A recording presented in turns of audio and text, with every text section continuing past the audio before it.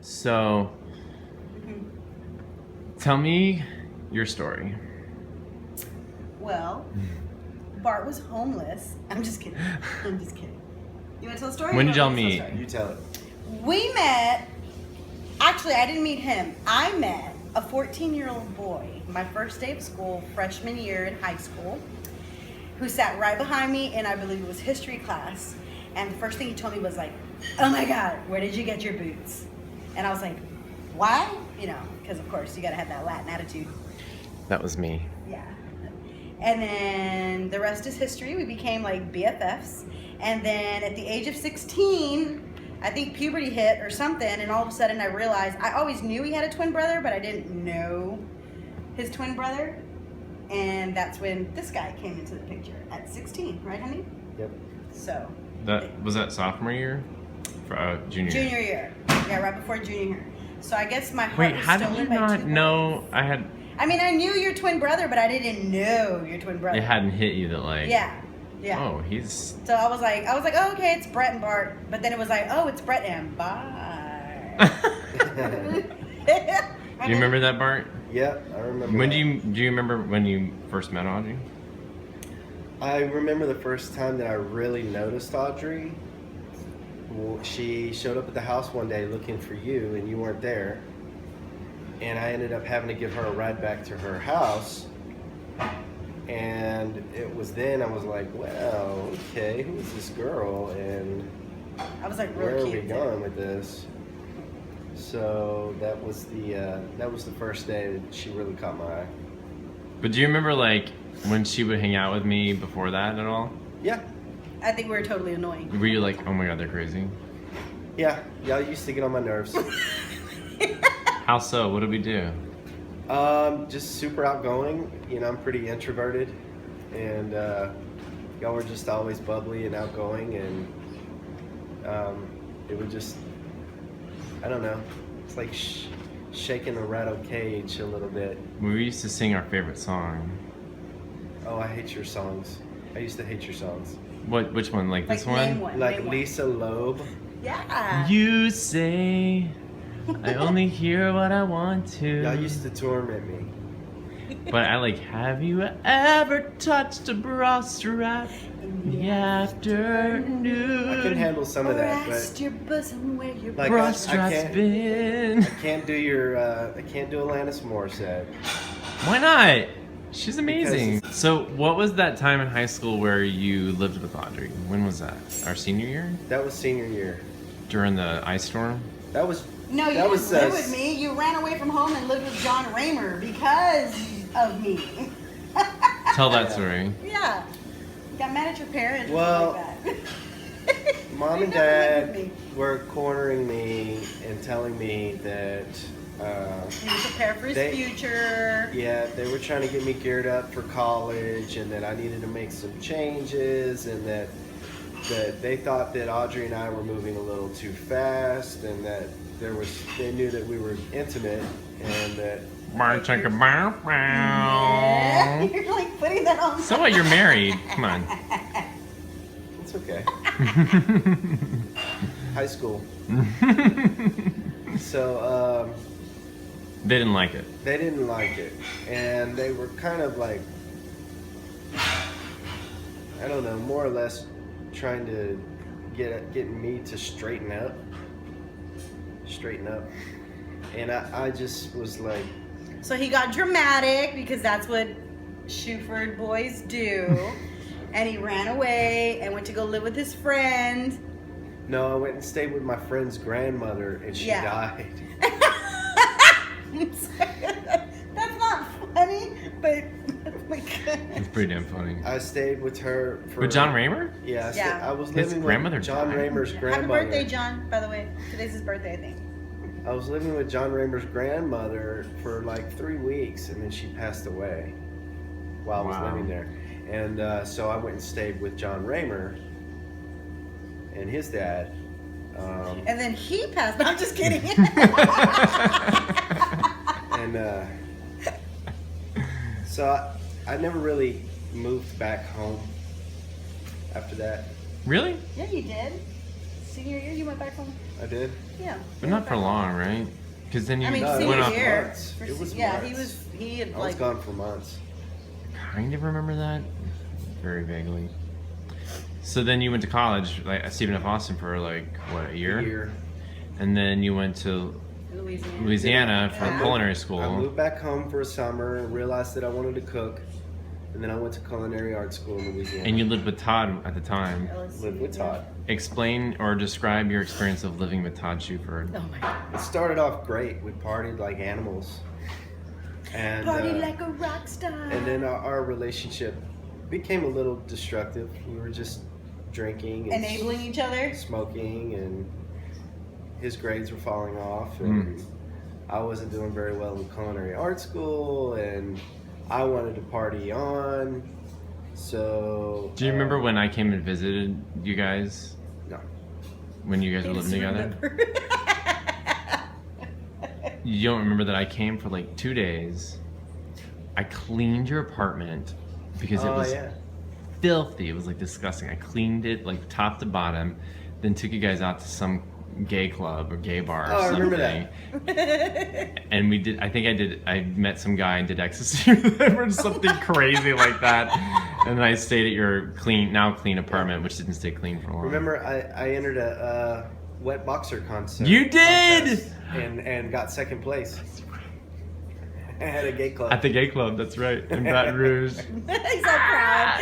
He's all proud of that moment. Good God. I forgot about that. So while he was doing that, I was singing the B-I-B-L-E.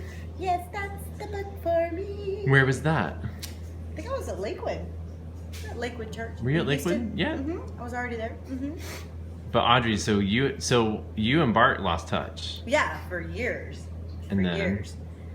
So the only like scoop I ever got on him was like through you or like. Yeah, so I what would about ask your us? You and I mom. stayed in touch. Yeah, we always stayed in touch. And I'd see you every time I came. And then you would like call me when I'd be like on dates to tell me like about your brother. I always had the latest scoop on the Bart man. He would call me just to let me know what was going on with Bart. And he was always convinced that we were supposed to be together, and I would say, "You're crazy. Your brother's totally not on the same, wave span that I'm on. We're totally different lives, two totally different worlds." I just thought it was the farthest thing from the truth. Little did I know. And you'd always come over. We reconnected because Bartman was going through a hard time. He had already divorced, and he had moved to Houston to try and look for work. He came and stayed with your parents at the lake house, and it was just kind of needing to get back up on his feet again. Just going through a rough patch. And your dad, Captain Penis, actually reached out to me on Facebook. Ironic that they're the ones who were like against you guys I being know, together isn't that in high crazy? school. Yeah. So Pop, we call him Pop, aka Preston Shuford, reached out to me on Facebook and told me that Bart was living at the lake house and that maybe I should come by and visit and just say hi to the family, which is kind of strange because I never really did that unless you were in town. And so I was like, okay, whatever. And then of course I shared it with my mom. My mom's like, "You need to go, mija. You need to go. If his father's reaching out to you, it's because you need to go, mija." And I was like, oh God. So I decided to go and took mom's advice and showed up, and we reconnected. And We didn't reconnect right off the bat. no, you were She- hesitant. She kind of just reached out and said, "Hey, if you Yeah. ever need anything, I'm here.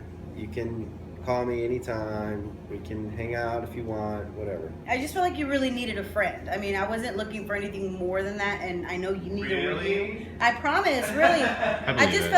felt like you just needed a friend. I just felt really bad for everything that had been going on in your life, and so I just wanted to just extend a friendship and let you know that if you needed anybody, just to encourage you. I just felt like he was about to like throw in the towel. Yeah, he honestly. was, yeah. And I just, even after all these years, he was my friend, and I genuinely cared about his well-being, and that's what that was. And so I visited the one time, and then a couple of months in between, it was maybe like 2-3 months in between of like nothing. And then one evening, or actually it was like the crack of dawn, I get a phone call out of the blue, and it was this guy right here. And he really was about to just leave everything and just really throw in the towel. And somehow, some way, God knows how, I convinced him to just come and see me one more time before he either moved away or tried to go start a new life somewhere or fell off the face of the earth. I don't know what his plans were. But I said, come see me first before you say goodbye to everybody. And he did. He showed up at my house and we were inseparable. No. I'm kidding. We were inseparable ever since. He went and stayed with my parents and helped. My parents were very encouraging to him too. She helped me get back on my feet. I mean, I was very depressed. I was making a lot of bad decisions. I was heavy on drugs and drinking and making a lot of bad decisions and just, I mean, practically alienated myself from my family. And I think you guys weren't on speaking terms. Like everybody was just was down. Was getting to where I didn't believe in God anymore. No job. Had burned all my clothes. Was getting ready to. I was actually driving in the car on my way to Florida with the last little bit of money that I had when I called Audrey, with no plan. I was just gonna go down there and figure out and just contemplate on my life and try and get away from everybody and figure out what I wanted to do. And Audrey convinced me to come back to Houston, and I'm glad I did, because the next day she brought me to church and we had a lot of discussion about what some of the decisions I was making, and she helped me implement some changes and helped me get back on my feet, helped me get some work. And it was a long process, but I was just very desolate and very down and out. I felt like I had no life. And the whole time I just really felt like I deserved more, and I didn't realize that I had everything. I just needed to put the puzzle back together. And I'm really glad that I didn't make any harsh, irrational decisions that could have damaged my family or damaged myself, because I was there. So how long has it been now since y'all been together?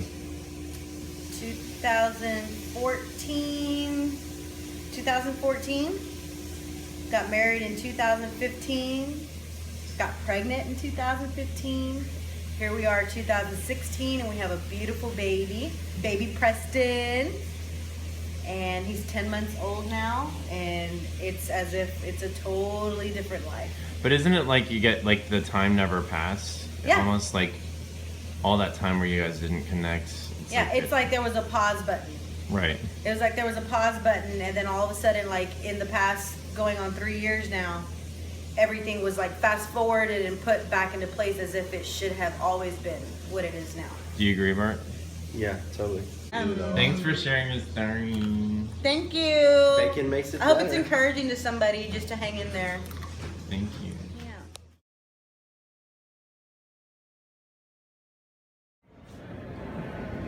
Video. What'd you say, Steven? I want to be in a boat and like just sitting. Show me. Oh, sorry.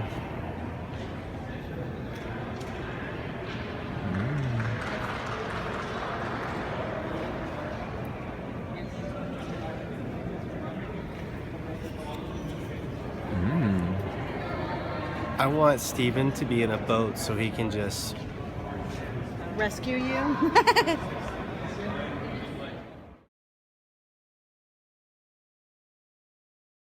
At the Psycho House. what? We're going, Bart. We're going there. Max Brenner's. How do you feel about that? How do you feel about that, Bart? Mm.